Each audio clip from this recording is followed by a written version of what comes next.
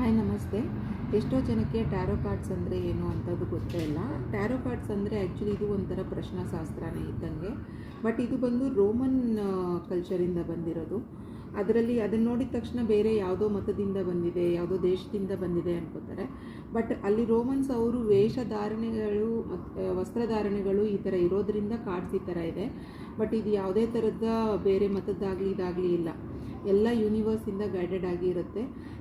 ನಿಮಗೆ ಇದನ್ನು ಯಾವ ಥರ ಇದನ್ನು ಮಾಡಬೇಕು ಅಂದರೆ, ನಿಮ್ಗೆ ಏನೇ ಪ್ರಾಬ್ಲಮ್ ಇದ್ರೂ ಪ್ರೆಸೆಂಟ್ ನಿಮ್ಮ ಒಂದು ವೈಬ್ರೇಷನ್ಸ್ ಪ್ರಕಾರ ಇದು ನಿಮಗೆ ಆನ್ಸರ್ಸ್ ಕೊಡ್ತಾ ಹೋಗುತ್ತೆ.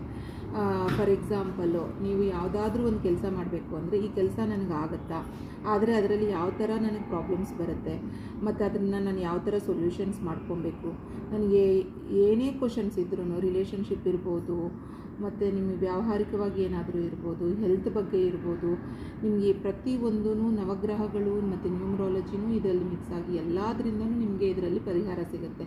ಪ್ರೆಸೆಂಟ್ ವೈಬ್ರೇಷನ್ಸ್ ಪ್ರಕಾರ ನೀವು ಇದನ್ನು ಸರಿಯಾಗಿ ಗೈಡೆಡ್ ಆಗಿ ನೀವು ತಗೊಂಡಾಗ ನೀವು ನಿಮ್ಮ ಲೈಫಲ್ಲಿ ಏನೇ ಪ್ರಾಬ್ಲಮ್ಸ್ ಇದ್ರೂ ಆನ್ ಟೈಮಲ್ಲಿ ನೀವು ಅದನ್ನು ಸಾಲ್ವ್ ಮಾಡ್ಕೋಬೋದು. Thank you.